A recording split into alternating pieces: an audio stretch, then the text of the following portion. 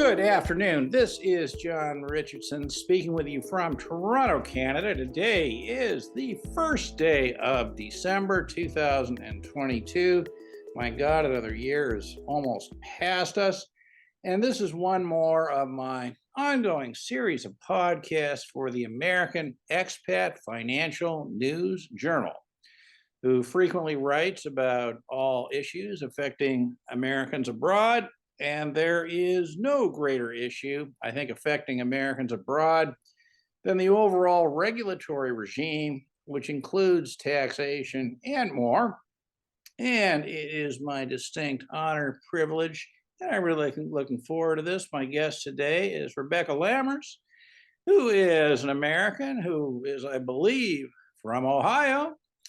And now is firmly rooted, I believe, in London, UK, where she, in addition to all the time it takes to be self-employed, running her own business, also finds time to be the chair of the DAs and Democrats Abroad Tax Committee, and is also the TAP representative for Americans Abroad. So she's got a lot going on.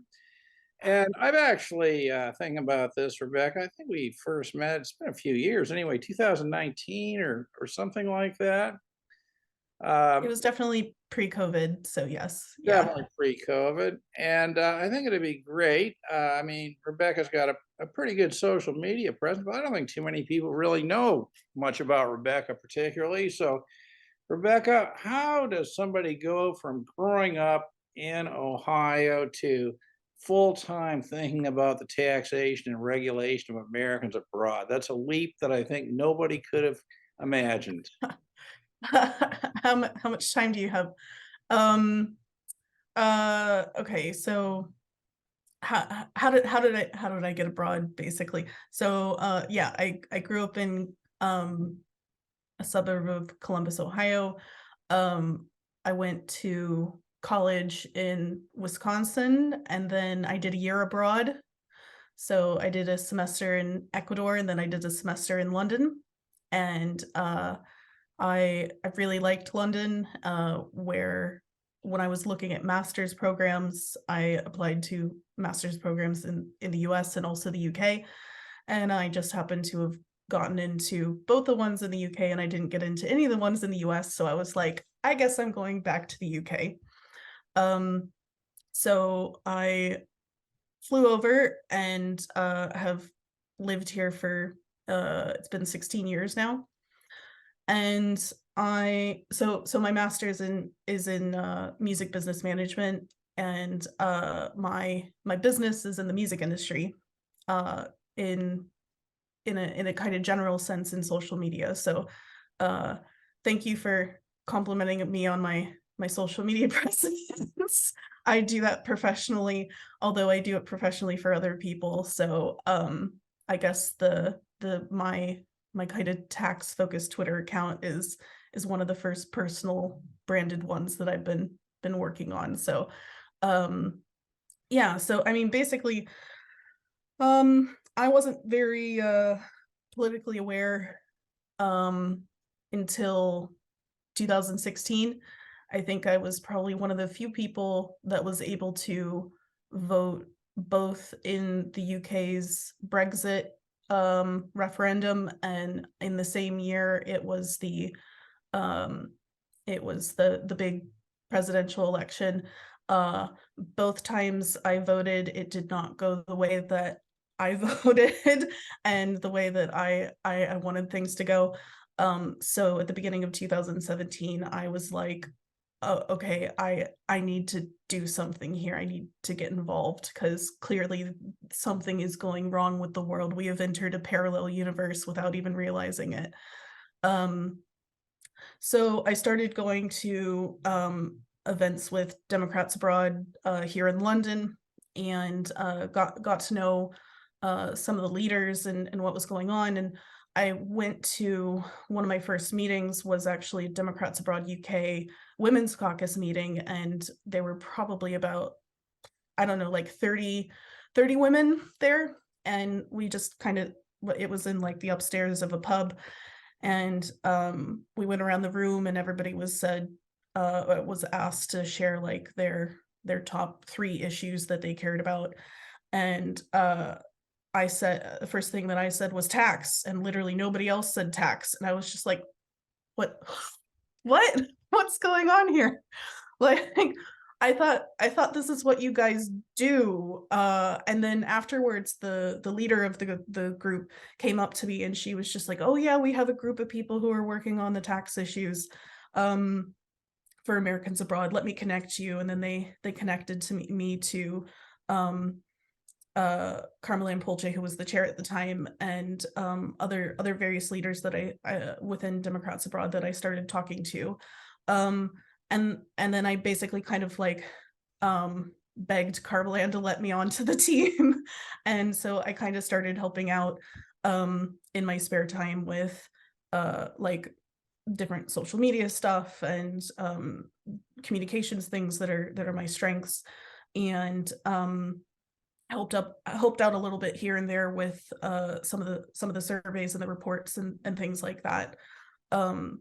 And it was, so I think the beginning of this year that I took over as chair of the taxation task force, and the team historically had been probably about a dozen people or so. And I did a really big kind of recruitment drive in terms of like trying to get more people involved, because one of my foundational things with the team is that we don't have enough people working on these issues. We just don't have enough people working on it. And I sense the frustration that people online, and I get emails from people every day saying that they've been suffering from lots of different problems and issues. And really I'm just coming from a position of the reason we haven't gotten anywhere, it might feel like we haven't gotten anywhere, is because there's just not enough people that are doing anything. So I was like, look, you want to be on the team, you can be on the team. Everybody's invited, everybody can join, everybody has some kind of way of contributing, big or small. So let's get involved and let's try to get organized. So I grew the team You've from expanded from 12 to, I mean, how many do you know, are part of the DA tax? we have about 70 people on the team now. And then there's actually a lot of people who are not like on the team, so to speak, but are involved one way or the other as well. To support the Both, team. yeah, both within DA and outside of DA as well. So I kind of pool from different sources and experts as and when needed, depending on what we're working on. Okay, so Um, you've got to, not only have you increased the size of the team, but you've significantly deepened the bench as well. Yeah, yeah. And I mean, I'm kind of starting 2023 planning right now, and we have a volunteer event in about a week and a half that I'm hosting. So I'm looking to grow the team again. What would that be? Um Why don't you do a shout out for the event if you like? yeah, I can share, I'll share the link with you, but it's on Tuesday, December, hold on, where is it? Sorry, I should have been more prepared. Tuesday, December 13th at I think lots of people are in Europe, so I'll say it's at 11 a.m. Paris time. Um maybe too early for people in Canada, but if we get a lot of people for that one, then I'll probably do another one before Christmas. So we'll see how it goes. So Okay. yeah, that's kind of where we're up to. In terms of TAP, I uh I applied for that like I think it was like March or April last year. Um and then I didn't find out until March or April this year. So A month. so it was like a year where like from the application until they actually offered it to me. And at that point I had already accepted the chair role for the Democrats Abroad Taxation Task Force, um and so when that happened, I kind of went and I had conversations with a lot of people, because I was like, I don't know if I can do both. Um But the people that were supporting me and Democrats Abroad told me, look, you should really do this because we can really um further our advocacy work on the whole, if you're taking charge there. So we will support you, we will help you. And so I was like, okay, let's do this. So Right. yeah, So that's what that's happened. 3 years worth of doing at least double duty. That's really something. Now, you use the word advocacy, Hmm. this advocacy role. So, if you were explaining to a 5-year-old in a sandbox what it is you're trying to achieve, what are you advocating for? What would it be in one or two sentences? Um, I one or two sentences to a Okay, two-year-old. a paragraph. Um, I mean, I if I were to put it in one word, it would be fairness. It's really about making sure that people are being treated fairly. Uh, you know, having people having to go through the process of paying to file a tax return to prove that they owe no US tax every year is very unfair. It's a tax in and of itself. Um, and then on top of that, the tax code is just rife with either double taxation or uh just really extremely and utterly complicated tax filings that not even people who have PhDs can figure out how to do. It's just really, really complicated and unfair in that respect. So it's really about looking at simplifying the process and seeing where we can get some wins. I mean, I kind of approached this as like, I know that the key term that people really are hung up on and they get stuck on is they want residency based taxation. So they want to be treated like all the other immigrants of the world where So you're they're only taxed where they live. focus on your just. Sorry, I just want to get you to focus a little on this question. You talk about fairness, and Hmm. I certainly would agree with you. I mean, I think everybody agrees the tax treatment of Americans abroad is really really unfair.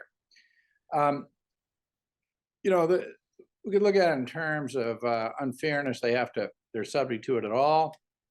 Unfairness and the hoops they have to go through in order to comply with these rules.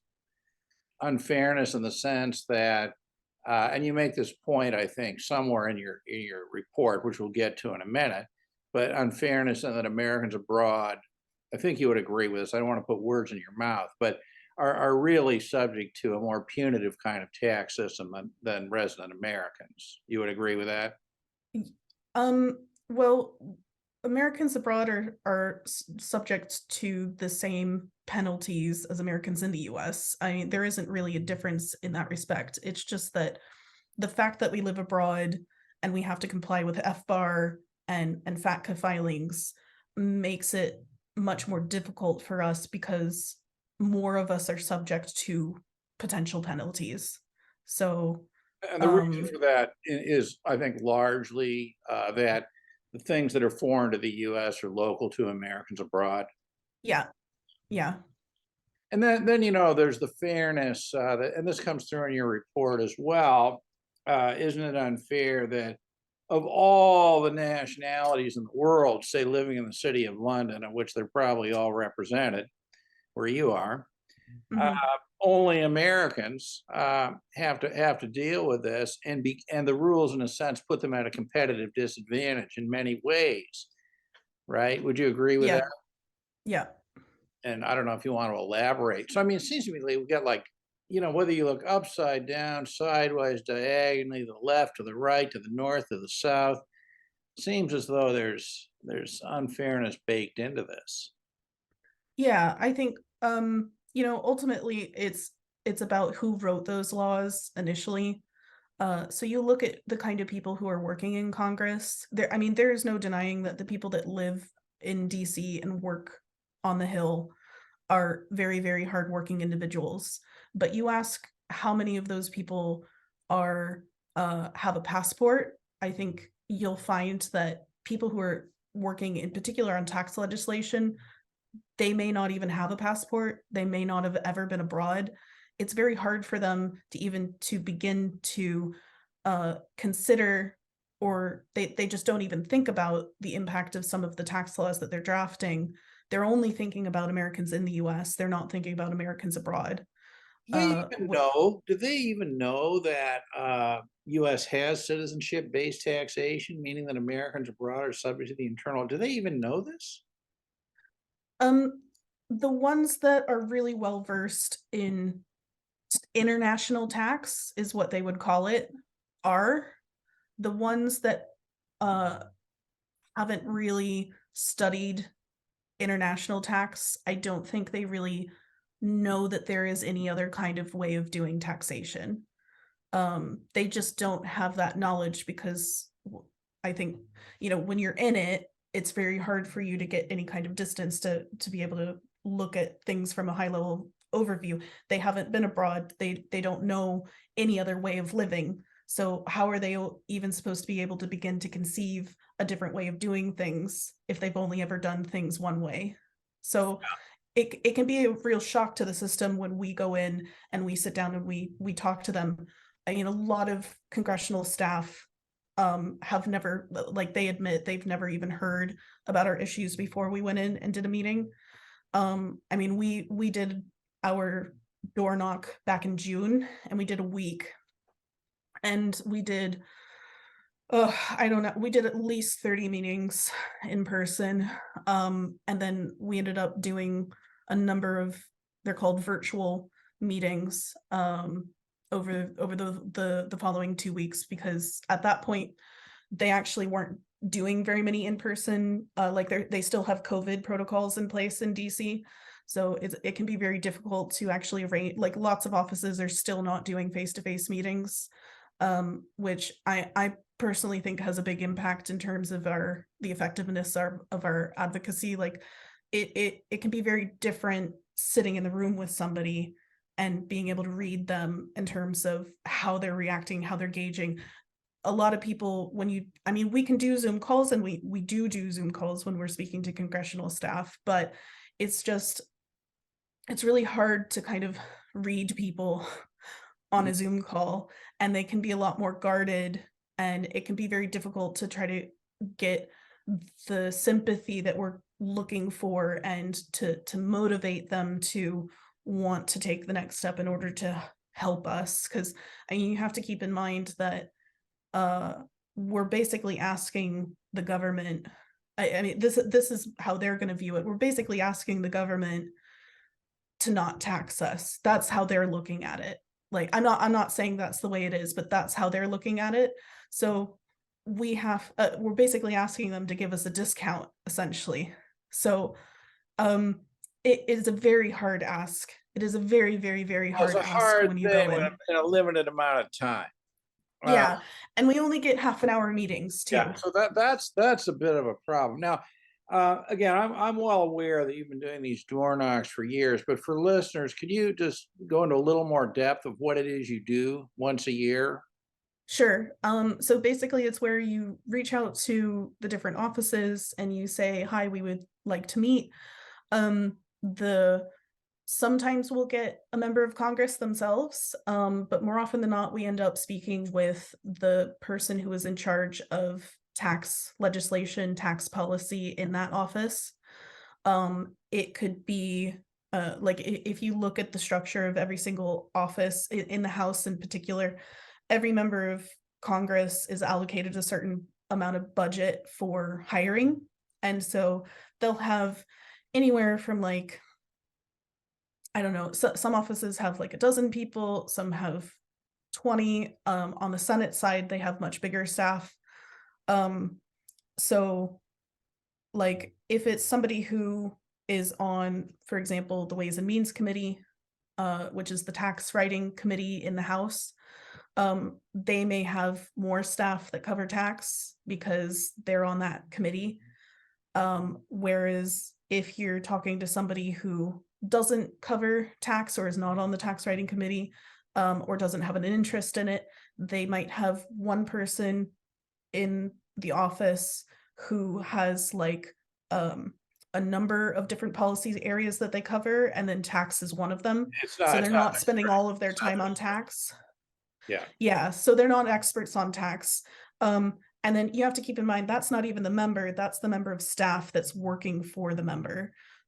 So for us to come in and start talking about expat taxes, like a lot of them are really just not familiar with it. So we have to kind of start from the beginning in terms of explaining, like, Americans live abroad.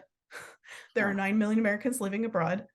And we have lots of different professions that we have. We're not all just rich.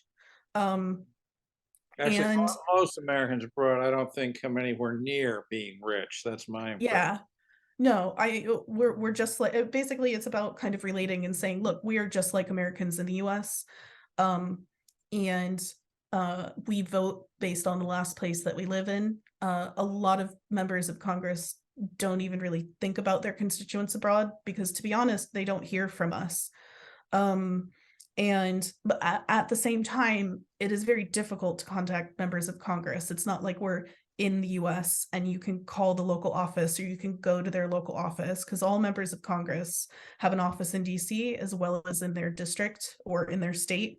So if they're a senator, more often than not, they have like multiple offices across the state where you can go in and you can speak to a local member of staff, and they have casework. More often than not, they're working on like immigration casework. They do work on IRS casework. Lots of people I've talked to since the pandemic have reached out to their members of Congress in terms of getting their economic stimulus payments. So those offices can help with that kind of casework. But I mean, they have so many different staff doing so many different things. And then you have to keep in mind on top of that, like, they have constituents in the district or in the state who are contacting them about a whole raft of issues all the time, all the time. Um, So, you so know, it's hard to get your immigration, attention. jobs. It is. And you have to keep in mind that we are one of like thousands of issues that they're being contacted about on a daily basis. And it can be very overwhelming for these staff because, like, it's really hard for them to ignore us when we're actually there. This is why I really think we need somebody in DC doing this every day, day in, day out. We don't currently. But that's my personal view. um, so when you're doing everything remotely, and you're not physically there in person, it's very, very hard to get their attention. Oh, So yeah, I, I'm sure it is. I'm sure it is. Now, you had an interesting way of phrasing what the ask was, and I think you said something like a discount on taxes or to not file or something like that, but a discount. I want to ask you this question before we get to your report. mhm. Um, is it really a discount on taxes, or is it just a tax structure that allows people to live a normal life and, invest and save abroad? Which is it? Well, right. It is. I mean, I would never say that in a meeting with congressional staff. I'm just but I'm pretty sure I know kind of at least what they're thinking. And that the other thing you need to keep in mind is, like, in order for me to kind of like, I think of this as sales, like I'm a salesperson, like I'm going in, I'm trying to pitch something, I'm trying to get them to buy into my idea. And um I think it is a very difficult ask. It's not to say it's impossible, but it is very, very difficult on so many different fronts. But ultimately, these members of staff working for Congress, ultimately their job is, I mean, you'll often, it depends on the office, but they'll be like, well, my job is to fund the government, or my job is to make sure that the money that is coming into the government is being allocated appropriately. And then, from a Republican perspective, it's all about making sure that the government is as small as possible and not getting into other people's businesses. So yeah, I mean, there are so many different layers whenever we're going into an office. I mean, when we do line up meetings, we do a lot of research in terms of like who are we meeting with, down to the individual that we're meeting with, the kind of tax policy background that they might have. And every single meeting is different in terms of like trying to build the understanding. The person might already have, like, it's always a really great thing if the person does have a background and does understand it, so we can actually further the conversation with them. But a lot of the time it really is starting from scratch. Like, even though we did a meeting in June, or sorry, we did the door knock in June, and we had all those meetings.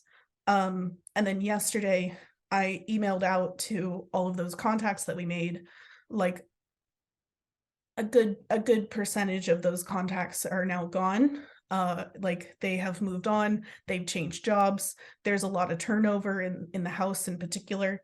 So we're now back to square one in those offices. So Well, not it's quite. hard. Certainly, you certainly lost some momentum.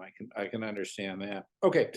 And then we have a new Congress starting next in a That's, month. by So we the way, have a that new means batch of HR people. 6057 will die a natural death, I guess. Sorry, what was that? That would mean, I guess, that the buyer bill HR 6057 would die a natural death, I guess, wouldn't it? Well, Have to be we're reinstated. having we're having discussions about reintroducing it. Yeah. Okay. All right. So, it's kind of interesting to hear you talk about the way you perceive this. So you see this as really a sales thing. Reminds me of a self-help set of tapes I once, a Bob Proctor set of tapes called There's a Mission in Commission. Hmm. Anyway, so you're seeing it as sales, and I would have to assume that this report that came out, I guess yesterday, the Dems Abroad Taxation Task Force, um, is designed to be just that, a sales document, I would think. It is. It is. Yeah. I mean, there will be more congressional staff that will read the one pager than will read the report. Is my best guess. No, I think it Um, was very smart of you to have a one pager, a 2-page executive summary, and for those who have a modicum of interest, now here's the whole thing. Now, yeah. let's start with the title here, which I think is good. Once uncomfortable, now suffocating. Now, basically, people can suffocate to death, right? Yeah. So, is the equivalent, is the result of the suffocation the renunciation of citizenship over this? Yeah. I think it's a metaphor for that. Yeah. I think Americans Abroad will get that title much more than members of Congress, unfortunately. Yeah, yeah, I think that's absolutely right. And I don't know, what's your view of this, but I think that one of the points you make is that it's getting better. 2 or 3 times in the report. You say it's gotten worse and worse and worse, right? That's Mm-hmm. sort of consistent with uncomfortable to suffocating. I mean, is it your view that people are just reaching the point where they have few options but to renounce citizenship? No, um I don't think people need to renounce. I really think that people who are renouncing feel like they don't have options. And that's not their fault. It's really a fault of the government not providing the services that are needed from the embassies. They pulled funding for IRS taxpayer centers at the embassies in 2013. There have been multiple laws passed over the last decade that have made things a lot more complicated and difficult for people to be able to remain in compliance with their tax filings. So again, I don't think that that's their fault, but I I really I really don't think renunciation is needed. I think a What lot should of people people feel do? like it is. How would you advise people to figure out how to remain an American citizen and comply with just a labyrinth of rules and I mean, you make this point upside down, sideways, in this thing about the incredible difficulties of financial planning and and this sort of stuff. Mhm. I mean, how do you juggle those two things? the thing is that like it feels like there aren't a lot of options, and more often there aren't. But there is always at least one option. So, for example, if somebody's having a difficulty opening up a bank account where in the country that they live in, there is almost always at least one bank. The problem is trying to find which bank will accept you as a customer. Um, I I think people often get frustrated because they can't just go to any bank like everybody else, but there is, from what I have experienced, there is almost always one option available. It's about finding that one option. So it's not impossible, it's just difficult. So, okay, so basically the ones who do want to renounce can find that one bank or, that one brokerage house or, whatever it is that Yeah, and I mean the I same think thing with I think the people. renunciation is a terribly difficult issue, just in terms of identity. Well, I don't think anybody actually wants to renounce. I mean, nobody wants to go through that process. It's a very, very difficult process. Unless I can understand if somebody was born abroad and they had an American parent, they don't feel American. I mean, all of this is very kind of subjective kind of stuff. But ultimately on paper, they are an American citizen. So it kind of depends on how you look at it. But I come from a position of I don't think anybody should have to renounce, and I don't want anybody to have to renounce. And this is part of the reason why I do this, is so that people understand that there are options available, but at the same time, I know it's difficult, and hence why we're trying to get the laws changed by trying to influence the government in order to change the laws. Oh, Um, absolutely. I mean, it should be. I mean, people should be trying to get these laws changed. I mean, there's absolutely no question about it. Um, interestingly, looking at before we get into the contents of it, I'm on page 7 here, and I'm looking at the people who respond to your survey. do I And need to pull up the report and look at you don't page have to. I'll 7? just Is read that this one thing. It's I just didn't have Americans it in front are of just me. like any other Americans. But what Okay. struck me about it was the survey had response from every age, but the age of respondents skewed older, with the most responses coming from people 55 to 74. That's the group of people who really start having problems with the tax system, right? When they're living on Yeah. capital, right? Yeah. Um, I mean, do you have any particular thoughts or comments on that? In terms of why it was Well, older, I mean, I or think it's interesting because, clearly the people who respond, I mean, it's always tough to get a big response to a survey, right? But, yeah. clearly you're getting a higher proportion of people in that 55 to 74-year-old age group responding to this. Hmm. And I'm wondering if that isn't because that's the stage in life where the whole tax thing gets generally the most difficult as people transition from, just sort of employment income to trying to live off, capital and pensions and stuff. Yeah, I mean, that's one reason. The other reason is that, look, it was an imperfect survey. It ended up taking a lot longer for people All to complete surveys are imperfect. than we had wanted, but it was a really long survey. And I just want to thank everybody who did fill out the survey, who made it to the end. It's incredible that you had the stamina to get through that. It was a very difficult survey, I think, on a lot of different levels, but if you look at it from a research perspective, like people, older people tend to do surveys in general, and older people tend to have the stamina to do longer surveys as well. So that's one reason why it skewed older. The other reason it skewed older is because the Democrats abroad membership skews older in general. I see. Um, so and I think there was a high proportion of DA members who filled out the survey as well. So and I would say in general, the people that I tend to hear from about the tax problems tend to be older. Like, they have built up, a lot of people come to me just as they're about to retire, and they're having to make some difficult life choices about how they're going to be managing their retirement. That's more often than not when people actually start looking into this stuff and trying to figure out how are they going to manage their lives when they're out of work and they're retired and they're living off of their retirement savings. That's really when a lot of people end up having a wake-up call about the Sure. difficulties that they face.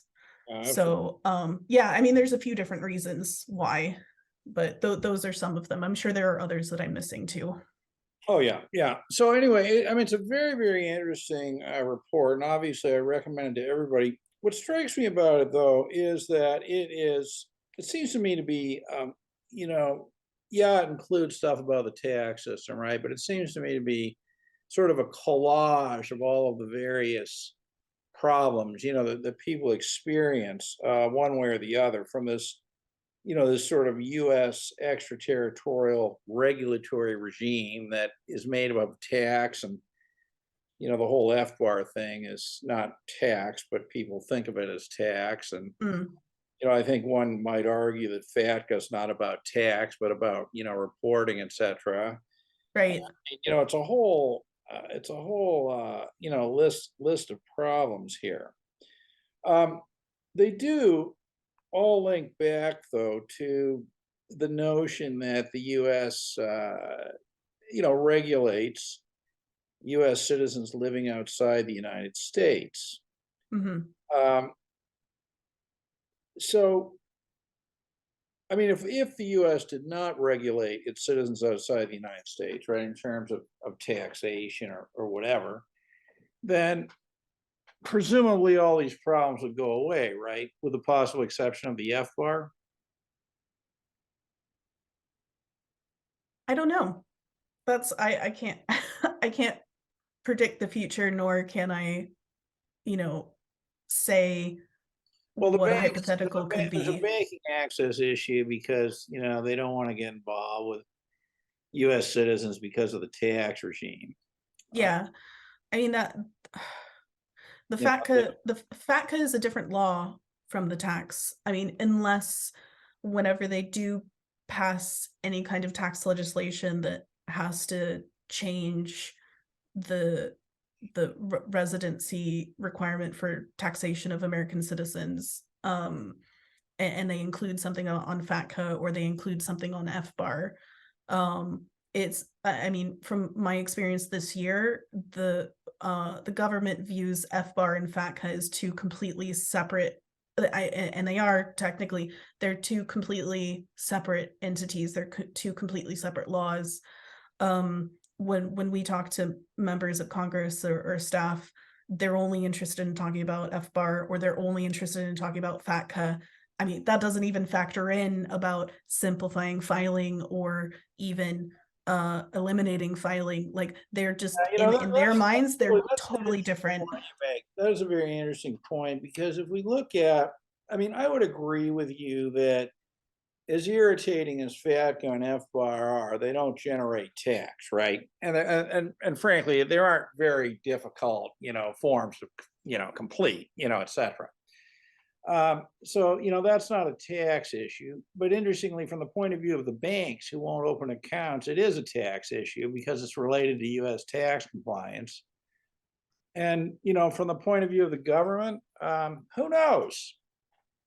I don't think How they really see. the the FATCA bank account issue has more to do with the banks complying with the FATCA reporting. I mean, none of them, not the banks aren't asking people, are you compliant with your tax filing obligations to the US? They're just asking you to fill out more often than not, it's one piece of paper But it's just the confirming your definition of US social citizens security as number. tax residents, right? That is what causes the problem. Yeah, but they're just asking for like you to confirm your social security number so that they can then send the reporting required of the US to the US. Right. They're not asking you, are you compliant? I mean, I think I may have heard from people where banks have extended and overreached. But banks have interpreted FATCA in all different kinds of ways, shapes, and forms. I mean, it's just kind of ridiculous. It's not consistent. Like the banks are not They're not all the same. consistently. No, they're not all the same. They're all treating FATCA differently. They're all rejecting American abroad customers differently. It's a mess. Mhm. Yeah, but FATCA is premised on citizenship taxation. But on that topic, um, the effect of this on individuals varies so much around the world. I mean, I'm sitting here in Canada where I don't perceive it as much of an issue. I know in Europe, there have been bank account closures or threats of it at the very least. Yeah. I mean, what advice would you have for people who are caught into that kind of situation? So what situation exactly that Well, they can't open up a bank their account? ability to access bank brokerage accounts and that are severely compromised. I mean, it depends on the situation. Like if they're trying to open up a bank account, like I said, they just need to keep looking. There is more often than not an option, and there are a lot of Facebook groups and also dedicated Reddit subreddits where people are able to ask for, does anybody know if there's a bank that will accept American Well, what customers in this about country? Democrats abroad create a bank? Uh, No, that is seriously. not something that's going to happen. ACA has that partnership with the I forget what No, they're I know called, what but you mean. they're a credit union. Does that work? So Does that work well? yeah, I mean, I've heard from a lot of people who use that credit union that it's a good bank for them. Well, So, let's give a shout out but to that as a that's possibility. Would that be on the ACA website? yeah, it's on the so American Americans Citizens Abroad. Abroad You dot go. org. Yeah. They have that as an option to help people get banking access in the US, but that's in the US, that's not in the country of residence. So that's a completely different, and FATCA has nothing to do with the banking access issues in the US. That's a completely different Yeah, law, doesn't which know we your talk customer. about in the report.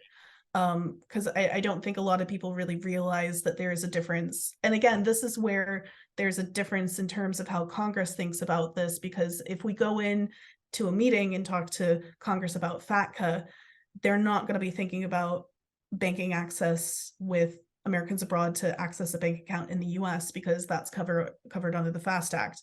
So it's completely and utterly separate and different. So like if you want access in the US, you talk about access in the US. If you want access abroad, you talk about FATCA. So again, these are totally different things in their minds. It's hard to get a connection to have a conversation is the problem.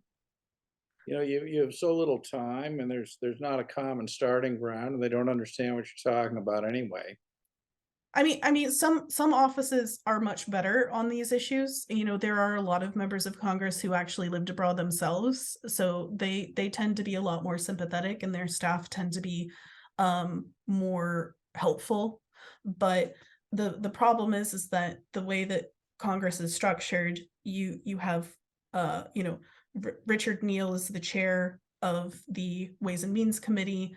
It will most likely be so it'll be a Republican next year in the new Congress because the Republicans won the House. So the person who has the power in order to decide what that committee's activities are is going to shift in a month's time.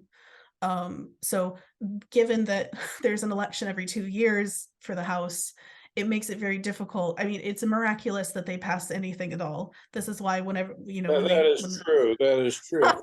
Plenty of people um think they shouldn't be passing any laws at all. So, there's yeah, that as well. This but is I mean the pitch that we're working on at the moment is that, look, these are very bipartisan issues, what we're talking about totally, here. It's like there totally. isn't really any disagreement between Democrats and Republicans overseas about these issues. I'd say that the disagreement has often been about how to implement it, but there isn't really disagreement on what needs to change. So this is something that can be a bipartisan win in a Congress that is going to have to work together in order to pass anything next year. So that is what my hope is that we will increase our chances of being heard, because this is something that can be a win for the next Congress. Well, that's right. And then, of course, well, I think about this, you've got a Republican House and a Democrat Senate, and, it'd be interesting. But I do agree with you 100% that this particular issue is completely nonpartisan. And I think that Yeah. all people affected by it are united, at least in the agreement that it's a big problem. Hmm. So as I look at I think the headings are very interesting here in terms of the issues that you raise, and you're raising the issues I look at some of your graphics down here and, the way you make words bigger or smaller. And, so we have here on page 9, the perception, people, annoyed. Okay. Annoyed by this. Yeah. Hmm. Then on the next page, you've got sort of unfair, right?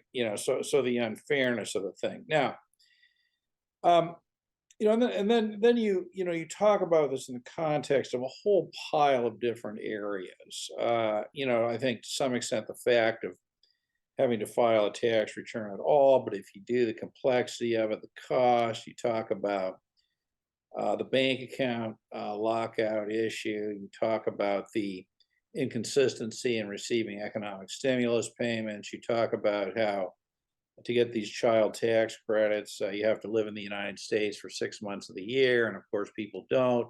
So they're subject to, more punitive taxation than resident Americans, and they get less. Then you talk about, you go into great detail, which I think you're right in doing, the horrible, horrible transition tax and guilty things that, Yeah. came as part of the 2017 tax bill. What I want to ask you about, so the general theme, I think that you're pitching is unfairness, right? And you started, off with that, and you're using Hmm. all of these aspects of it to, provide evidence, if you will, of the unfairness, right? It's unfair. This has to change, and here are my examples why. Some have to do with tax, some have to do with banking, and then you have that, I think very, very powerful example about the banking shutout, where you, I think, imply that there are American women abroad who are basically shut out of banking accounts, and giving them the detracting from the independence that they should have, if I can put it that way. Sure. Yeah. Um, I mean, look,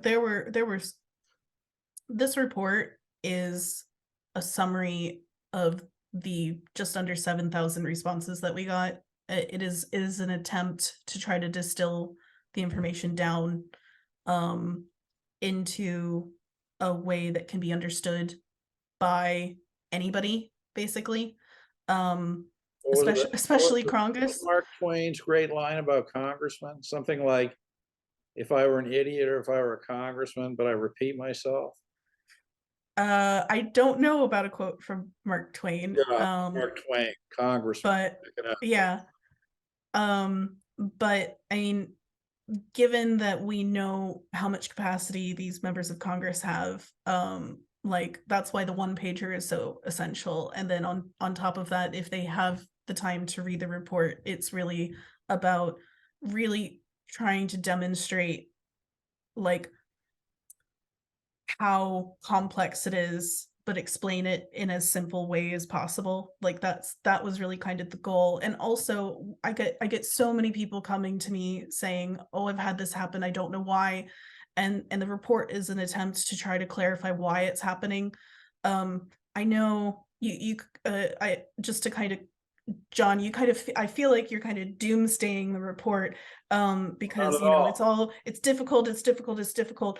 Why should I even try? I should just give up. On the And really, contrary, on the con really, really what I was trying to do was by writing the report, by showing all of the difficulties, to show like the main message that I wanted to show with this report to Americans abroad is really that you're not alone, because a lot of people feel so isolated. They don't have any other Americans in their lives where they live. They come across these problems, they don't know where to go to get it fixed, they don't know who to go to, they just have nowhere to go, and they don't know what's happening or why. So at the very least, the report demonstrates a why, but it also, I think, from the 7,000 people that took the time out to fill in the report, it was really to pick out the key themes, because a lot of people, I think, oh, I'm the only one suffering from this, but there wasn't one thing that anybody reported on the whole that another person hadn't experienced as well. So I mean, it's a common theme of problems that people feel like there's nowhere they can turn, there's no open door for them to be able to get a solution to the problem that they're facing, and it has a significant impact on their lives. So it was really to demonstrate that they're not alone. Americans abroad aren't alone, even though a lot of people feel very alone. But it doesn't have any concrete solutions. The solution is really to continue to put pressure on Congress. And this kind of gets into my metaphor of how we work with Congress, or the way that I think about working with Congress is that basically what I'm trying to do is I'm trying to move a very heavy couch across a room. So like when you're by yourself, you have to push this heavy couch across the room. You can't move it by yourself. What do? Well, you put a rug underneath it and you lift up one side and then you lift up the other side, and then you gradually scooch it across the floor until you get to the finish line of where you want to put the couch. That's how I approach this work. Every single I step. think that's good. But on that note, I think it's great work. It's important work.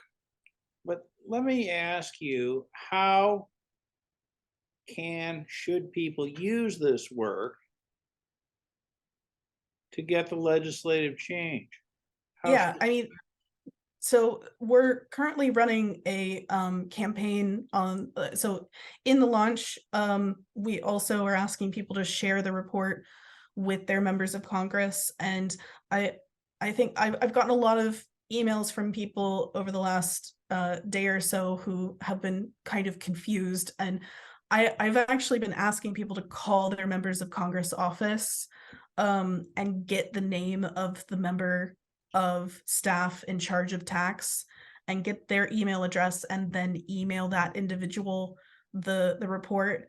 That is much, much, much 1,000 times more effective than going to the member's website and submitting the report, or putting a link in the report. A lot of members require that you put in your US address in order to submit, because they have a screening process where they only want to hear from constituents.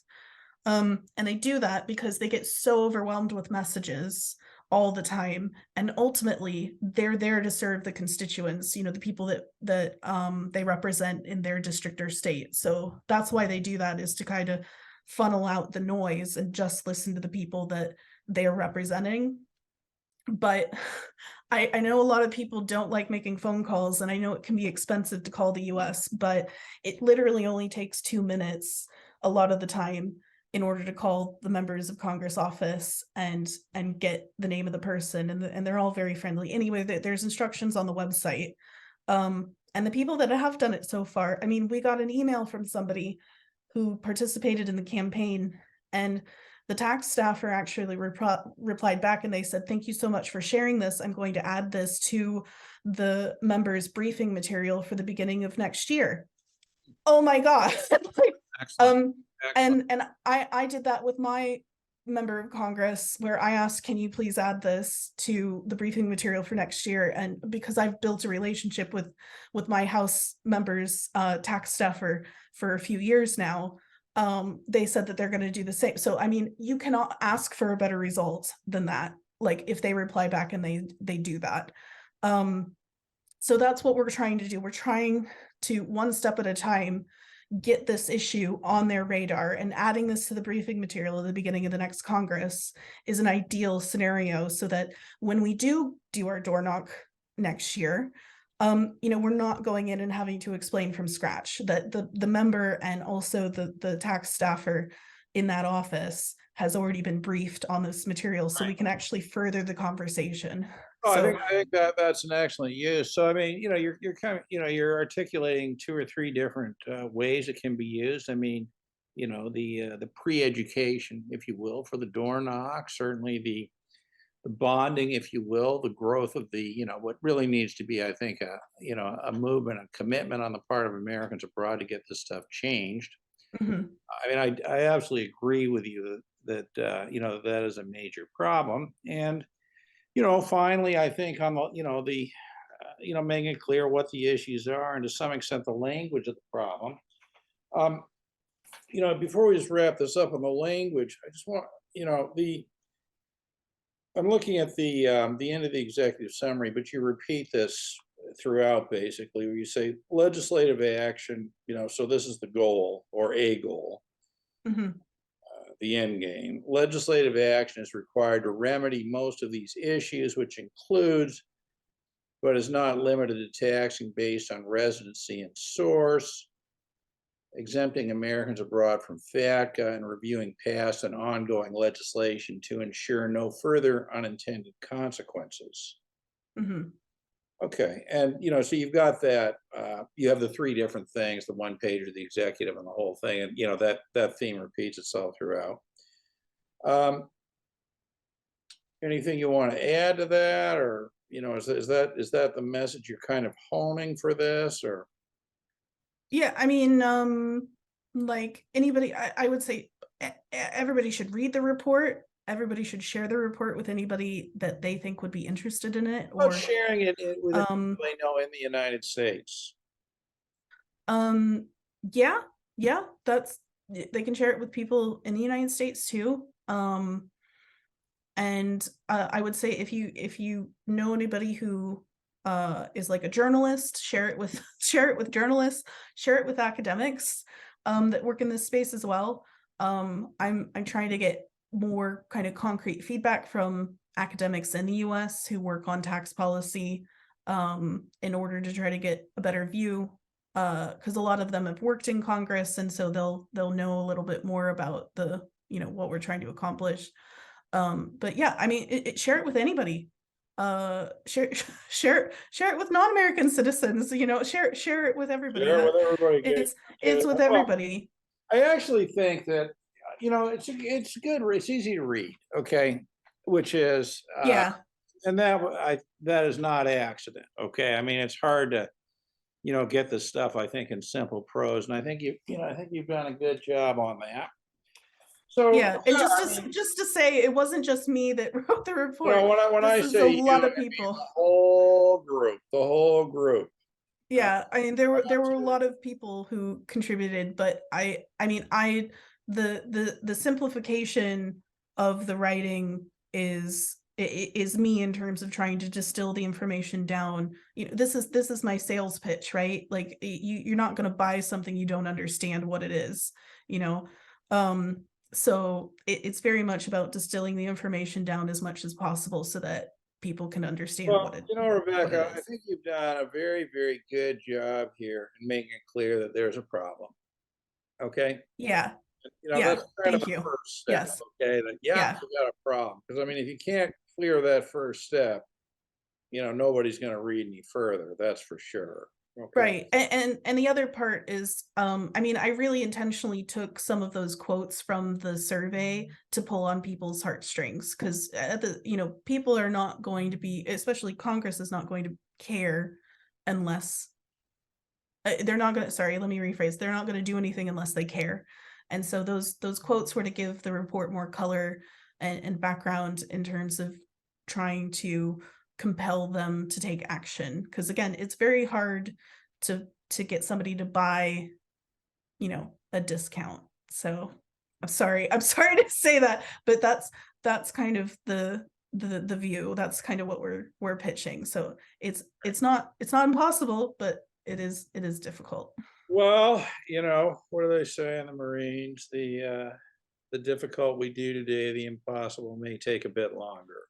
Right. Yeah. And I don't think we're going to get a perfect solution anytime soon, but I think by breaking it down and showing all the different problems that are happening at the very least, hopefully it will bring, like, I think not getting any further unintended consequences is a feat in and of itself. Oh, I Um, think probably all of the above. But while we're busy, pulling in quotes, I don't know where this one comes from, but I firmly believe, and I think you probably would too, that people always overestimate what they can do in 1 year and underestimate what they can do in 10.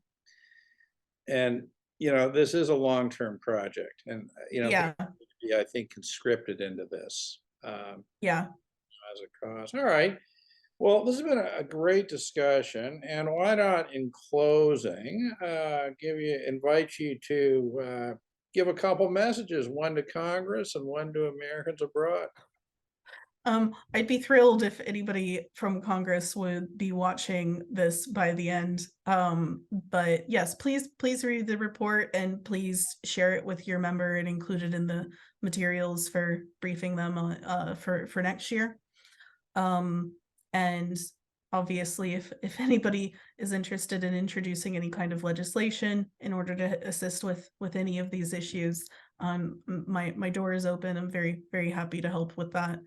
And then for Americans abroad, again, it's very much about, read the report, share it with anybody and everybody that you know, but in particular, your member of Congress is the best, and their tax staff.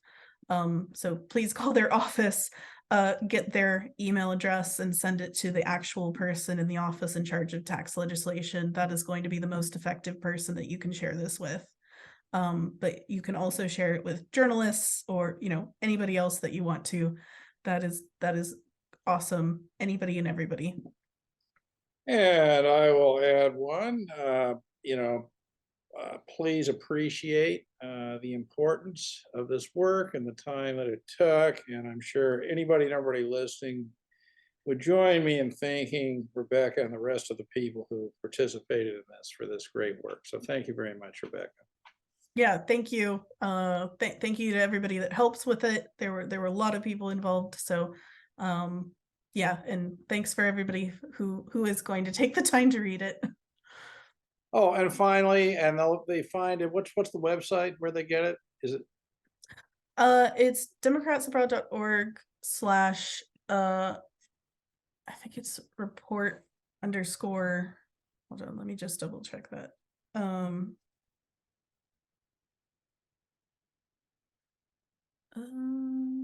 Well, you got it on your Twitter feed, right? Dems Abroad Tax or something. Yes. Sorry, I was not prepared. I should have been more prepared. It is You know what? democratsabroad.org/ put it on the yeah, democratsabroad.org/ 2022 _ report. That's it. All right, excellent. Okay, well, thank you so much for this conversation. It's been interesting and fun. And I'm speaking with Rebecca Lammers, who is the chair of the Democrats Abroad Taxation Task Force, about generally and about the report that came out a day or two ago. So thank you very much, Rebecca. Thanks for having me.